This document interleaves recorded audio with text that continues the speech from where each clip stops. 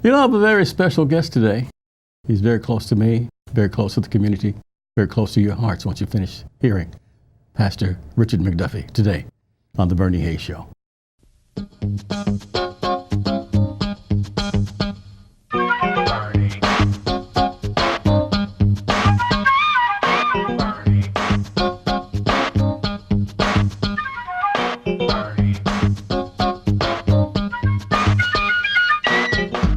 Reverend McDuffie, welcome back. Good to see you again. It's been over a year and a half about since you've been here, at least about that time. I think last time I was here with the bishop. Perhaps, yeah. Oh, yeah, right. Mm-hmm. We were getting ready to have our spring convocation. Right. So it's been about a year and a half. Yeah, about a year and a half. So now you're getting ready to have a Men's Day, I understand. Men's Day will be coming up for us the fourth Sunday in June. Okay. We have two of our men there who are heading it, Curtis Fair and Brother Willie. They will be chairing our Men's Day this year, and they have decided that Men's Day this year will be a no jacket Men's Day celebration. Oh, really? So they have us stepping outside the box, and we'll be wearing red shirts and white ties and black pants. So what's the significance of Men's Day, sir?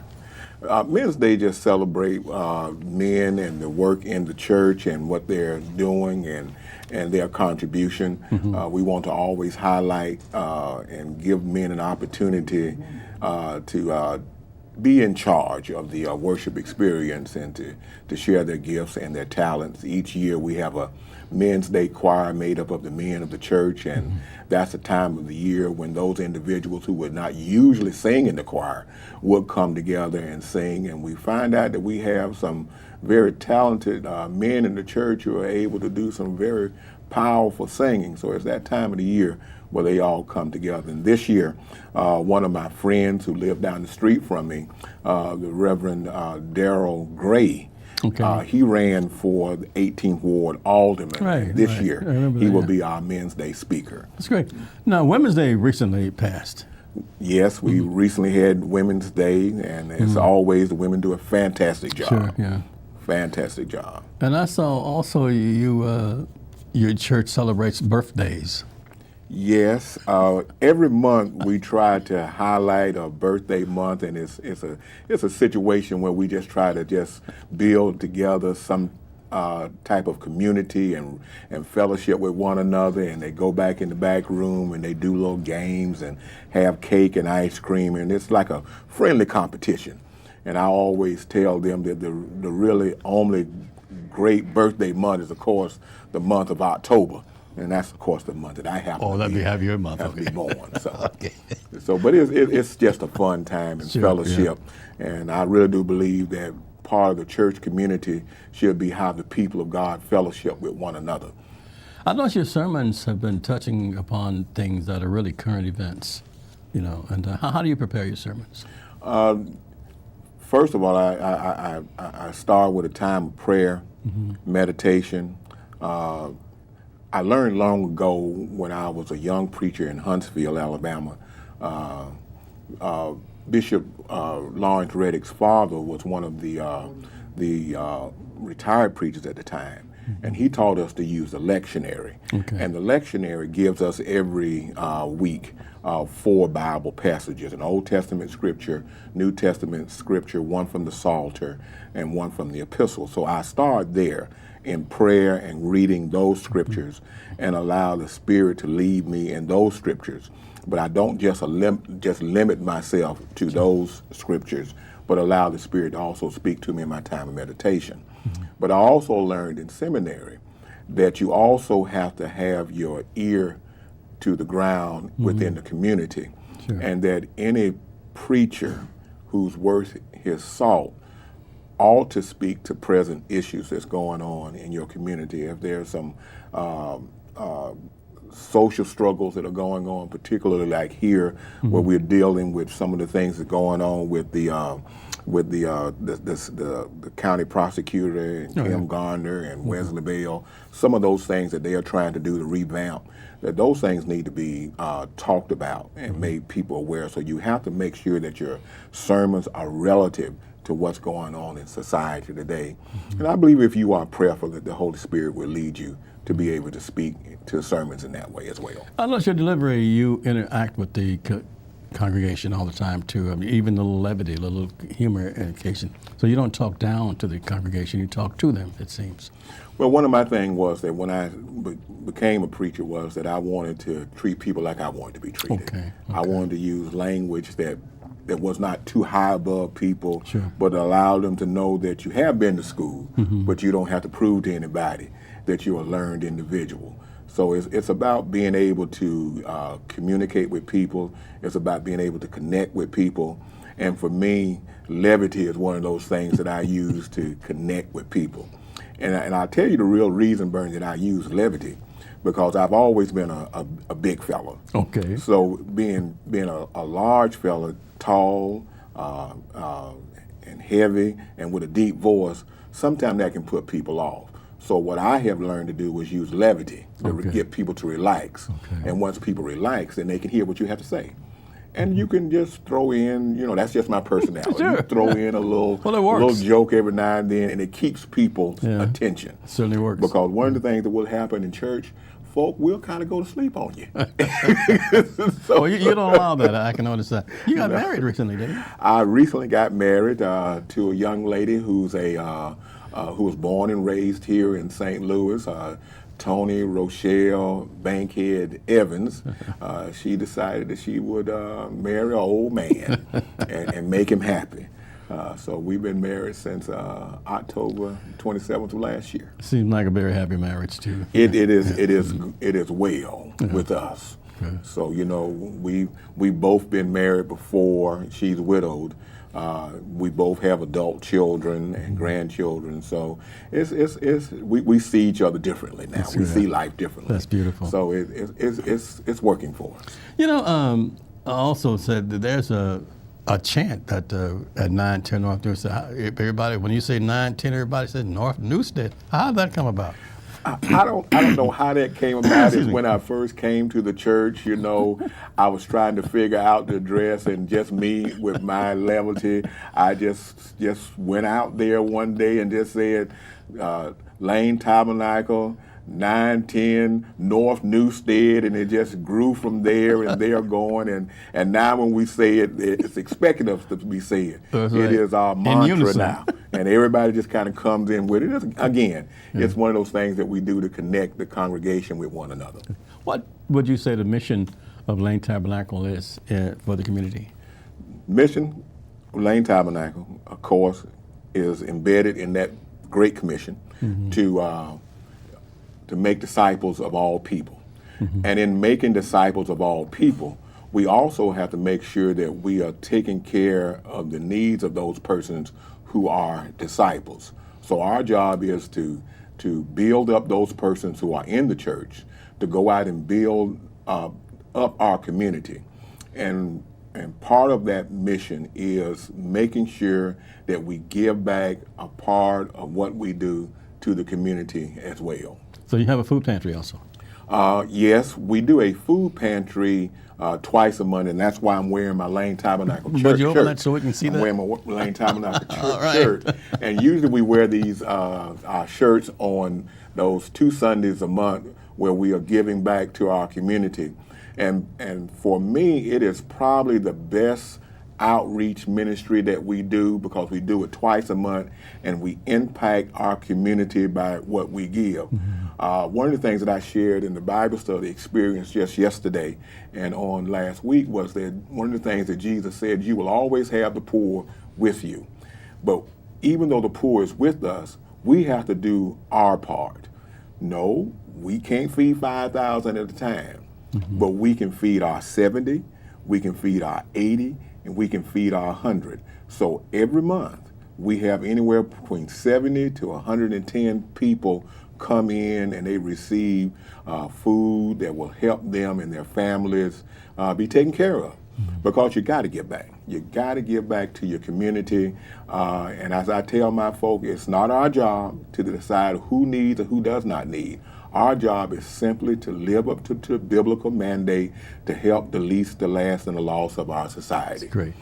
Reverend Richard McDuffie, pastor of Lane Tabernacle CME Church at 910 North Newstead, is my guest today. We're talking about a Men's Day coming up very, very soon, but there's so many other programs at Lane Tabernacle that we'll be discussing. But in the meantime, I want to see if you can see these cups, these mugs on the table here. This is the Harris Stowe State University mug. This is the Webster University mug. This is the Bernie Hayes Show mug. And Reverend Larry Rice would like for you to have one along with his book. And who better to tell you about it than Reverend Larry Rice? For many years, Bernie Hayes has been on the front lines leading the charge for social justice. It's been a great privilege of mine to get to know Bernie personally. And I want us, in celebration of all that Bernie has done, to share with you one of these very special Bernie Hayes mugs and a copy of a book, Through the Fires, which tells you about the battle for social justice at 1411 Locust, where gentrifiers came into the neighborhood and literally shut down the church at the New Life Evangelistic Center at 1411 Locust Street because they didn't want those kind of people in the neighborhood. Direct bigotry. Now, if you'll request this mug and share a gift of $25 or more, we'll send you this book, 328 pages that go into great detail on all the manipulating behind the scenes and on the scenes that took place in order for the city of St. Louis to consider it a nuisance because there were hurting and homeless people in the neighborhood. We would love to see a beloved community, that when development takes place in a community, instead of the poor and the elderly and the homeless being pushed out, it's a beloved community that welcomes people from all over, regardless of their racial background or who they might be. They're people made in the image of God. Bernie Hayes has fought for that for years. And now we're teaming up with Bernie in a very special and powerful way. If you'll just call in our 421-302, or you can send your special gift and just say, please send me the Bernie Hayes mug. We will include in that Through the Fire, historical book that I've written on how the St. Louis gentrifiers tried to destroy a church because of its homeless congregations. You know, there's a common saying that if your neighbor's house on fire, yours in danger also. The bigotry, the hypocrisy in the city of St. Louis affects all of us. I thank God for Bernie, who has continued to point it out and root it out. Now we're teaming up with Bernie. When you request the Bernie Hayes mug and share a gift of $25 or more to New Life Evangelistic Center, I'll include my book, Through the Fire. We'd love to hear from you. Share now, P.O. Box 473, St. Louis, Missouri. And welcome back. You know, Reverend Richard McDuffie is the pastor of Lane Tabernacle CME Church. And also he was and still is a sponsor and friend of Reverend Larry Rice. And he always upheld what Reverend Rice was doing down at the old facility at 1411 Locust Street, downtown St. Louis. And so Reverend Rice would like you to have this. Thank you, sir. I appreciate it. Yes, sir. That's the history of what happened downtown 1411 Locust Street, and it's an ongoing. That's the updated version. Okay. And he wanted to make sure that you got that. Well, I appreciate telling him thank you for me. I don't get a chance to do it myself. Oh, he'll see you. But, you know, the work that Reverend Rice does, and I think our community needs to be aware of what he is doing and has been doing, and particularly what he was doing downtown was a type of work that cannot be replaced in our community. He met so many needs. No. And there are so many of us, when we go downtown to events, we see these persons on the side of the road, and many of us just walk by going to our events. But Reverend Rice was taking care of the needs of many of those persons who were on the streets of downtown St. Louis. Mm-hmm. My real concern with that, Brother Bernie, is that now that the city has gotten him from downtown and they finally got what they wanted, that property in particular, not just me talking, I'm not talking on behalf of Reverend Rice, but now that the city has gotten that property, what about those homeless people? What about those individuals that the Bible commands us to care for? My concern with that is, and always has been, and I lift up the city officials in the city of St. Louis, because many of these persons who made that decision to move Reverend Rice are church-going individuals. Yeah. These are people who love the Lord. These are people who know him in the pardoning of their sins, and yet they put dollars over people. We should have been able to find another way. Well, hopefully, Reverend Rice and as the staff is still working, perhaps miracles will happen. Perhaps we'll get that Yes, back sir. open again, 1411 Yes, Arkansas Town. Yes, I've gone to that facility, and Sure. and just to see We know how much you supported him. people come through, and I often would tell my people, and I heard him say this, and it never dawned on me, because we used to always have drives where we would raise things for homeless people. Sure. But one day we was there talking with him. He said one of the things that we need is socks. No. And it just rung a bell with me, because we always want to get clothes. And he said one of the things that folk never think about is what you cannot recycle is socks. Wow. That's true. And folk need socks year round. And so I made it my point that wherever I go, even if it's not here in St. Louis, if we are doing something on the annual conference level in another area, I always tell folk, remember that the folk need socks. Right. I never thought of that either. I've been to, I saw a commercial. You can go to, excuse me, but you can go to a thrift store. Yeah. You can go to the Goodwill. You can go to Salvation Army, where you all have clothes, and what you will not see is socks. Wow. And I never thought about that till Reverend Rice brought it to my attention. Well, we're certainly going to make sure that we continue to build that socks ministry here. Yes, sir. Also. Yes, sir. You had some notes that you wanted to talk about. Well, just a few notes that I had down. I was sharing with Bernie that we were having our Men's Day, but what we also are having is on the third Sunday, which is Father's Day, just in case some of the ladies and some of the kids have forgotten. In June. In June. Okay. That they have forgotten when Father's Day is. You know, Mother's Day has just passed. Sure. And we got flowers, and we sung songs. We took folk out to dinner. We don't want the families to forget about Father's Day. Right. And one of the things that we are doing is we're going to have a Kings and Jeans service on that Father's Day, where we're going to invite people to bring their sons, bring their husbands, bring their significant others into the service, dressing down again. I'm going to even have a pair of jeans on myself. Wow. Okay. What day is this? That's the third Sunday in June. Okay. Father's Day at 10 o'clock, Right. Lane Tabernacle, 910 North Newstead. So we believe we're going to have a wonderful time, just to recognize men and to let men know that they are welcome in the church, because one of the things is that we have a lack of black men in our church.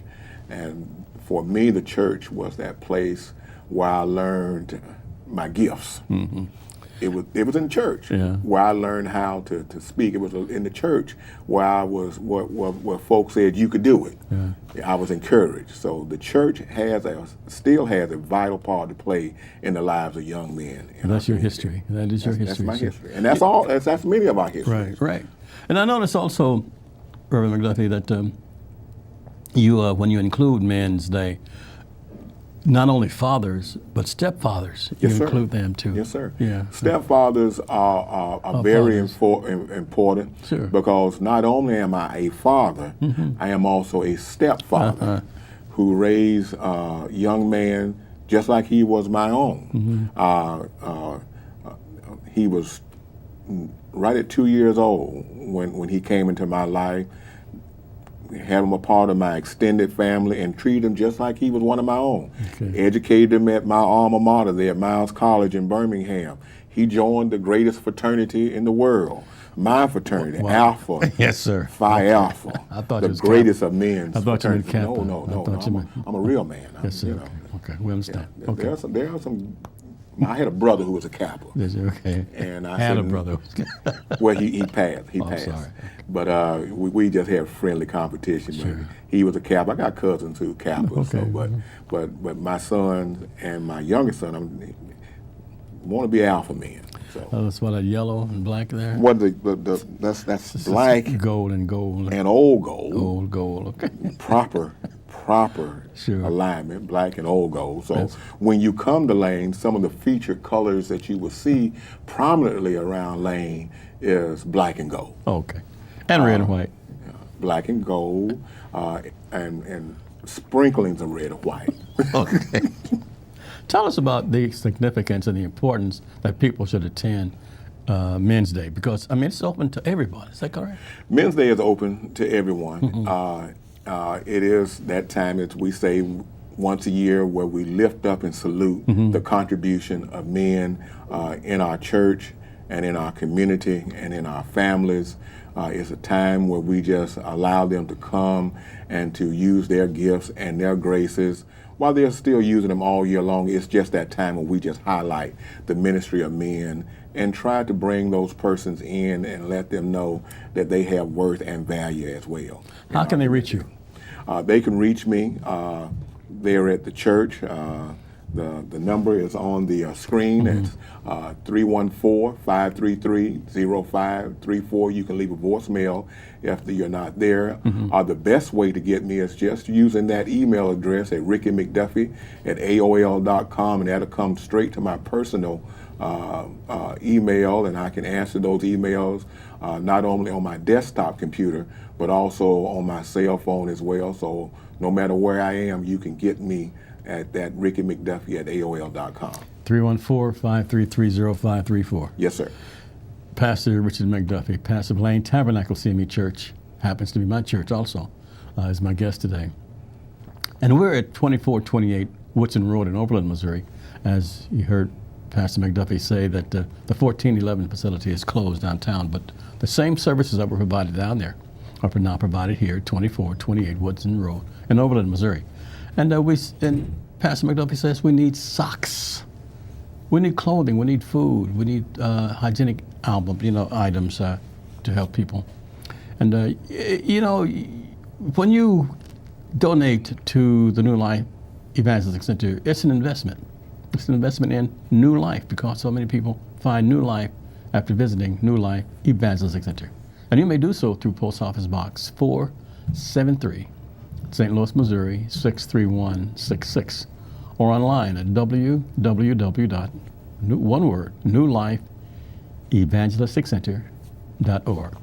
MasterCard, Visa, American Express, Discover Card. Takes less than a minute, perhaps a minute and a half, to make a contribution and an investment in New Life Evangelistic Center. Back with Reverend Richard McDuffie after this. Now you can take NLEC TV anywhere as you put the NLEC TV app on your iPhone or mobile device. NLEC TV is an innovative TV station that's on the cutting edge of community service. When you tune in to NLEC TV, you'll discover a television station that has been operated by previously homeless individuals who've received broadcast training through New Life Evangelistic Center's unique on-the-job training program. On NLEC TV, you'll discover wholesome family, community, renewable energy, and inspirational programming. Those needing energy assistance, food, clothing, or freedom from the cycle of homelessness will find that plus much more on NLEC TV. Now, you can receive NLEC TV by going to 24.2 on your television set or putting the NLEC TV app on your iPhone or mobile device. For further information, call 314-436-2424 or go to nlecstl.org. That's nlecstl.org. We'll return to our guests after this Black History Moment. Our subject today is Cicely Tyson, who was born in 1924 in New York City. She was discovered by a fashion editor at Ebony magazine, and with her stunning looks, she quickly rose to the top of the modeling industry.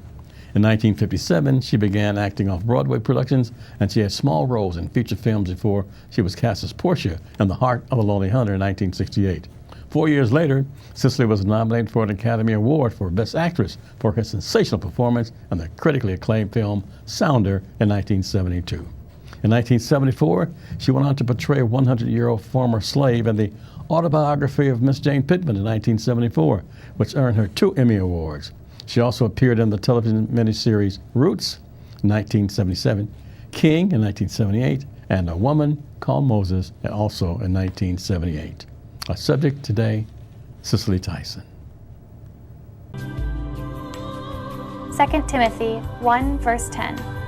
But it has now been revealed through the appearing of our Savior, Jesus Christ, who has destroyed death and has brought life and immortality to light through the gospel.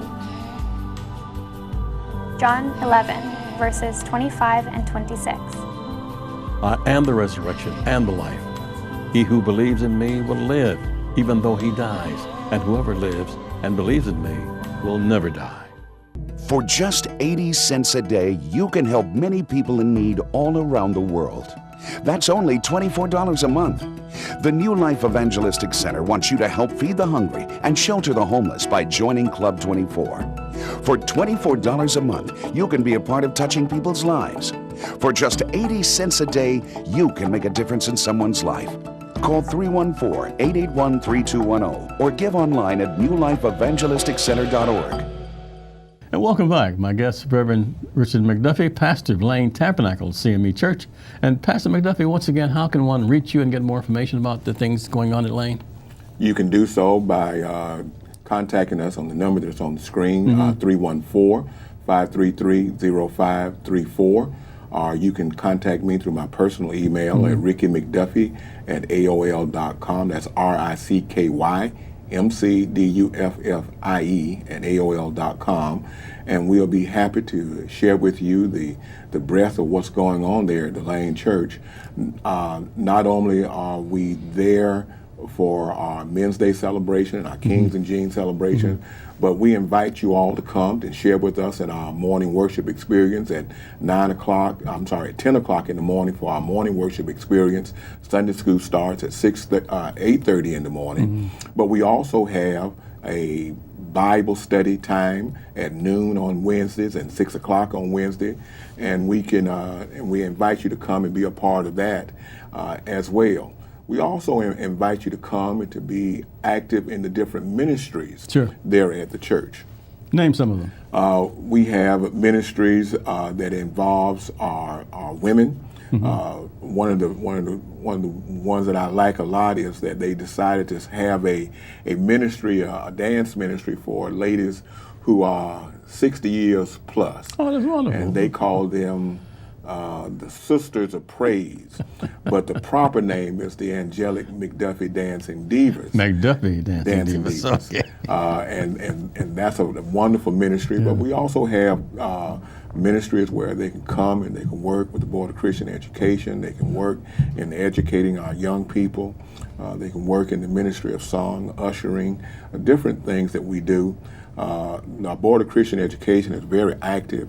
We have several outreach activities that we give back toward our community as we do our part in the community. Two of the best ones we do is that we have what they call a breakfast with Santa. Okay. And we open that up to the community in our area, and every year anywhere between 100 to 150 children come along with their parents, and we set it up through the donations of the members of Lane, where kids can come in and buy gifts from anywhere from $1 to $5 to give to one another, to give to their parents.